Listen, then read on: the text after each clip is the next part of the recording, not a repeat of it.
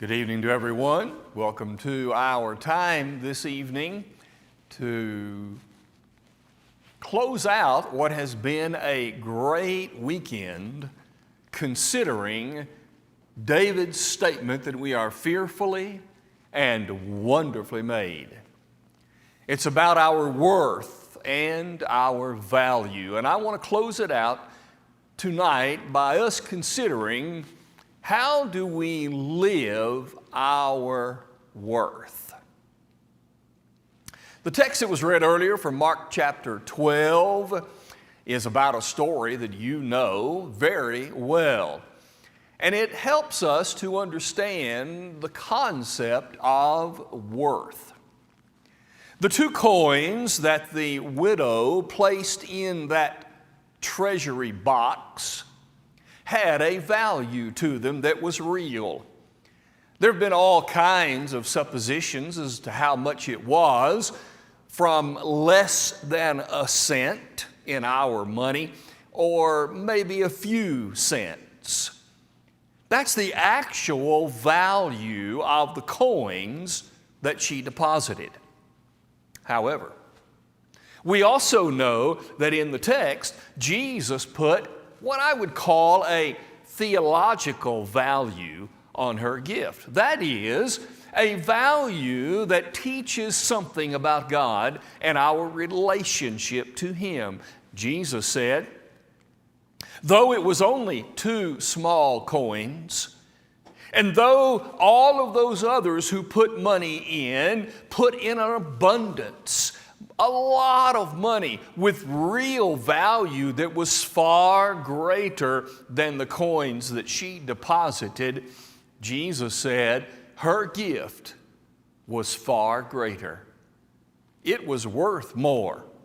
It was more valuable when you think about spiritual things versus physical things. So tonight, join with me and let us think about living your worth. There was reference made all weekend, and Ralph did it again this morning, and I want us to consider it again tonight in this way. First, what is your worth? Well, there are only 2 possibilities by which to judge the real value of each one of us. One way of doing it is simply as a biological package. By a biological package, an organic thing, just a mass of material substance, what are you worth? I read today that in the 1950s, a scientist added up all of the chemicals and the approximate amount that would be in a human body, and he came up with the figure $1.78. I had heard $1.96. But in 2007, a more extensive study was done, and I guess because of inflation, it went up to about $600. But I also read in another study, and I have these figures. If you have the outline in front of you, you will see them there. If you want to sell your body parts one at a time, for instance, what could you get for them? Well, I found that the study said corneas could be sold for $22,450. For an entire skeleton, $7,483. A pair of lungs, $273,980. $565,250 for a heart. $139,650 for a kidney. $139,320 for a liver, and various configurations of bones with ligaments, $4,788. Well, I guess maybe we are more valuable than some have thought. In fact, the illegal business of selling human parts is a $1.2 billion business. I guess that's what you're worth. In a physical sense, think about this. What if you were going to give a kidney to someone who was in need? One of our members did that. What should you do to make sure that that kidney could be used? What about if you were waiting for someone to provide a liver to you? What kind of lifestyle would you want that person to live? The physical value, the way we look at things in value, if it is simply biological, those are the things that we would consider. Those are the things that we would think about. If we are mere accidents, as Ralph said, just the chance meeting that produced a life no different than every other form of life on the planet, then the value is based on the biological package that you are. But what is your value if the second way of considering it is used? That is, you are a planned, designed package in the image of God. It seems to me that those are the only two possibilities. Either you are a mass of matter, or you are made from the mind of God. The value is a lot different, isn't it? The value, if you are in the image of God, is found in John 3 and verse 16. God so loved the world that He gave His only begotten Son. Whoever believes in Him should not perish, but have everlasting life. The value of a person from the mind of God created is seen in the fact that the life of Jesus, the Son of God, was given to purchase me and you. That changes the value, doesn't it? Listen to the words of Jesus in Matthew chapter 16 and verse 26. What is a man advantaged if he gains the whole world and loses his own soul? What did He say? The value of your life. What are you worth? Each individual person is worth more than would be the value of accumulating every part of the world in your possession. You're still more valuable than that because you have the image of God. My topic this weekend in the rally was to discuss the image of God and to understand the value that we have because of that image of God. Before I go farther, what is that image? Let's take a moment and consider what the image of God in us is. In Genesis chapter 1, the Bible says, and God said, let us make man in our image and after our likeness, and let him have dominion over the birds of the air and the fish of the sea, over the cattle and every creature that creeps on the face of the earth. Number one, to be in the image of God certainly means that we have dominion. That is, we're in charge. We have power. God placed mankind in charge of this planet. Of every other form of life, man is in charge.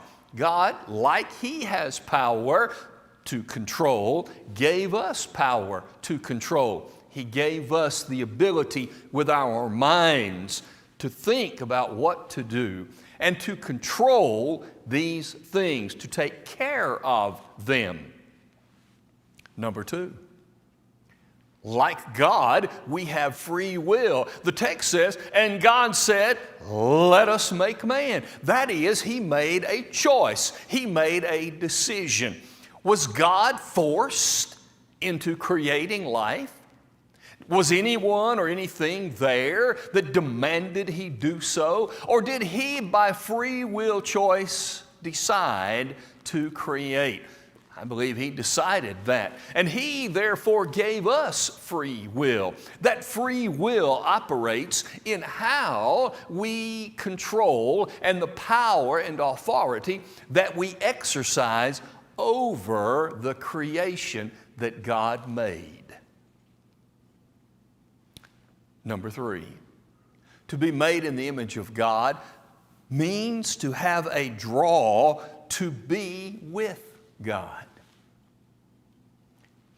Adam and Eve in the garden, the text says, walked with God. We're not told exactly what that means, but it seems to me to carry the idea that there was such a close relationship with them that they could be in His presence, talking and conversing and being with God. What would you think of parents who said, let us have a child. We want to have a child. And they do that, and then they refuse to do anything to create a relationship. They refuse to do anything to have that child bond with them. What would you think of those parents? You would say they are abnormal. That's not right. They should be punished. God, when He made Adam and Eve, when He made mankind, created within each one of them this spark, this desire for something outside of themselves. Ecclesiastes 3 and verse 11 says that God has put eternity in their hearts. Every atheist, regardless of what he teaches or preaches, has a view of something outside of himself. All evolutionary thought is proposed as a way of saying this is how we came to be. Why is it that you think we even spend all the billions of dollars that we do going into space? Because man is curious about the unknown. And one of those unknowns, where did we originate? It is that draw to something outside of ourselves that is a part of the image of God. And finally, fourth, there is the emotional nature. In that creation, God said it is good, it is good, it is good, it is good. And then on the last day, He said, it is very good. God is emotional. God has feeling. God has connection in an emotional way. We have emotions that connect us even more deeply to the control that we're supposed to have, the free choice we're supposed to give, and the draw to be with God. All of that together certainly is included in the image of God, and all of that together helps us understand what our worth is if we are more than a simple biological package. If we are a spiritual package in a biological package, now our worth is more than the sum total of the material universe. Go back to those things that we talked about, the values of the parts of the body. What is it that makes them so valuable? It's life. The worth of anything is determined mostly by what someone is willing to pay for it. You can have a vehicle that the Kelley Blue Book says is this valuable. Here's the number. But if you can't find anybody who would buy that vehicle for that number, then it's not its real value. Its real value is what someone is willing to pay. And it is life in the organs of the body that is so valuable. It is that life that we're paying for as we donate parts to people who still want to live or to have a better life. Life is what creates the value. So, what are you worth? Well, there it is. But now, how do you live what you're worth? It seems to me, using the text of Mark chapter 12, that we get a spiritual value and a spiritual way to live our worth. And that is this: all in. All in. When that widow walked up to that box, I wonder how hesitatingly she paused before putting in the coins. We all remember the time, almost hard to remember, when we used to pass collection plates, right? And we know the story of the child who was going to put money in and didn't want to, and the parent had to shake it out of the child's hand. I don't think that widow was doing that. She was all in. All in. To think about what it means to live your worth. Will you consider with me 1 Corinthians chapter 15? And there are two passages that I want us to consider. Number one, to live your worth merely as a biological package means to live a prioritized life based on life that will die. Look at 1 Corinthians 15 in verse 32. If in the manner of men I have fought with beasts at Ephesus, what advantage is it to me? If the dead do not rise, let us eat and drink, for tomorrow we die. 1 Corinthians 15 is the great resurrection chapter of the Bible.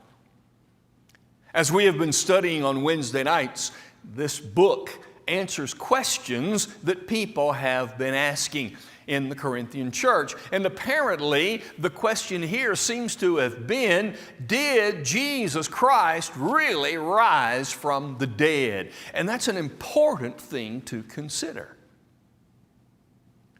And Paul says, here's the deal. Here's what physical life is all about. Let us eat and drink and be merry, for tomorrow we die. Maybe you've seen movies that depict the games of the gladiators in the Roman Colosseum, and how that they would, the night before when the games were going to be, and they would have a grand party of eating and drinking and all kinds of things because, as they would say, this could be our last night on the earth. And therefore, they were going to do whatever they wanted to do to celebrate the last night, because tomorrow we're going to go in the Colosseum and we're going to die. To live your worth as a mere biological package is to prioritize a life that is going to die. everything that we have is going to fade away. Everything that we're involved with will cease. There is coming a day when all physical things and all time will cease to be. And all of that will end. But more particularly, there's going to come a day when you will die. When I will die. And if I'm living my worth as a biological package, I'm going to invest and prioritize the life that I have now to eat and drink and be merry, because tomorrow we're going to die. And that is how I will live my worth, if indeed that is my worth. But number two, in this same chapter, to live my worth that is based upon spiritual things, not physical things, is to emphasize and prioritize the life that has been raised. In verse 19, Paul made this very simple statement. If in this life only we have hope in Christ, we are of all men the most pitiable. In his statements about the resurrection, proving to these people that Jesus really had been raised from the dead. And not only that, but it was necessary. And it was necessary that he rise, because if not, all of life is vanity. And if I am living my worth on spiritual things, then I am emphasizing the life that has been resurrected.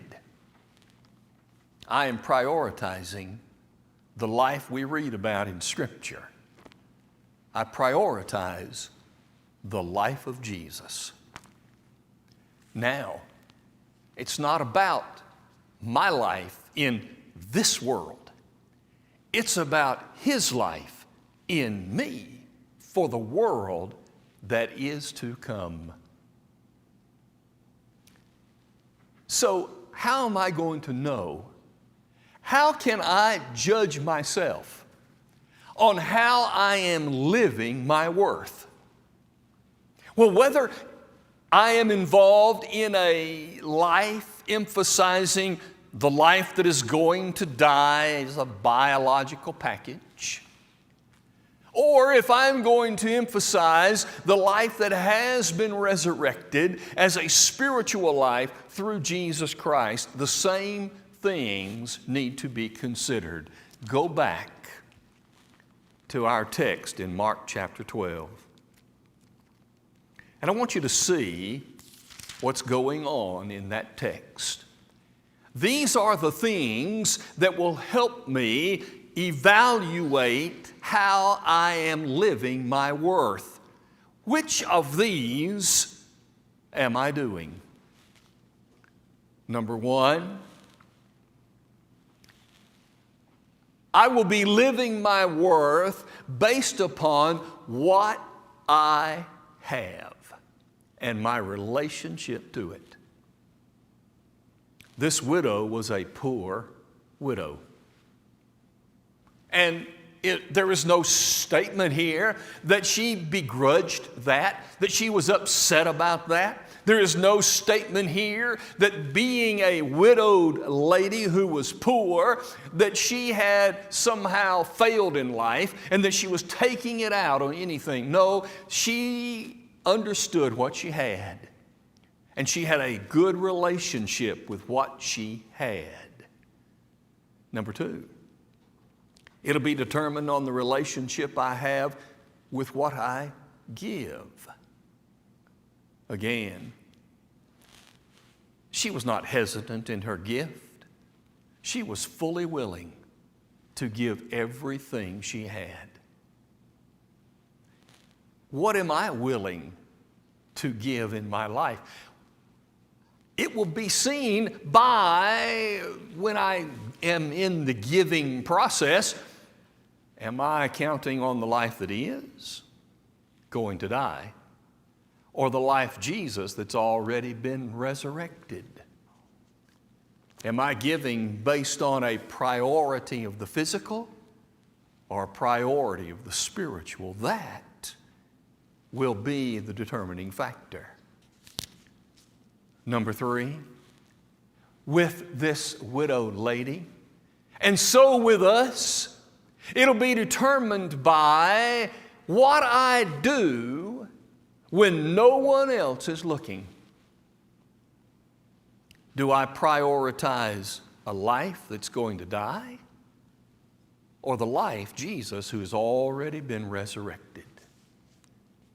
And the way I live when no one is looking, she had no idea that anybody was looking at her, but this is what she did.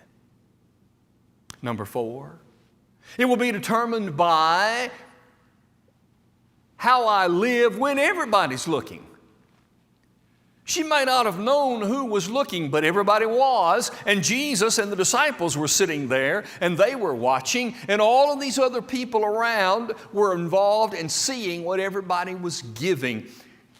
Whether I am living merely as a biological package or a spiritual package in a biological package will be evident by how I live in front of people and everything that they see.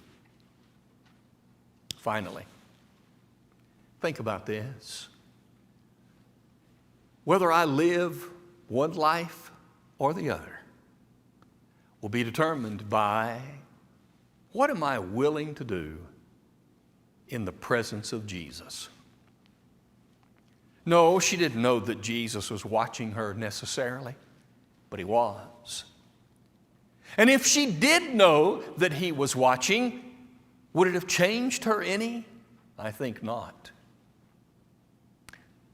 Would it change us? If we had Jesus sitting physically in our presence, would it change what we're doing, what we say, what we have, what we give, where we go? Would it change?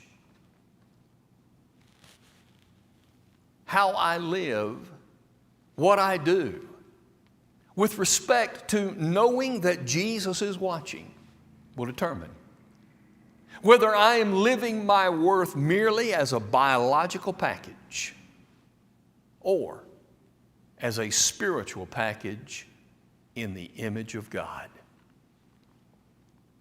To live your worth is to live the calling to the life that you really are.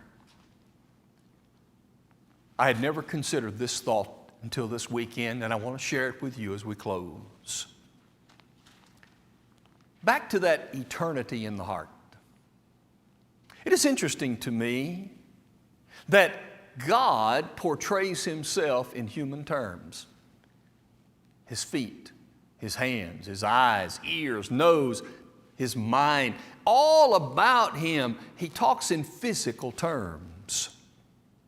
And I thought about this weekend while teaching this. We're made in the image of God, but it has nothing to do with our physical bodies.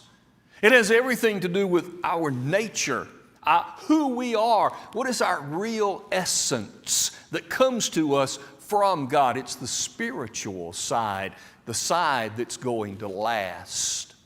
But God presents Himself in physical terms. We don't have the ability to wrap our minds around a form that is merely spiritual. So God presents Himself in a form that we can understand using human language. Here's the point. God in human language, in an actual human form, visited us so that we could identify with Him and we would be drawn to Him. That's the mystery and the value of the incarnation. God came near so that we would be drawn to Him and that we would live that high calling, our worth that we find in living up to the spiritual package within us, put there by God to draw us to our real worth. Tonight, I hope we've all been challenged, I know I have been, to do a better job of living my worth. Thank you for joining us. As always, we're willing to help you with any needs spiritually and physically that you have. Let us help you. Tonight, as we always say, may God bless our country. May God bless our church. May God bless each one of us as we strive to live our real worth. Thank you for being with us tonight.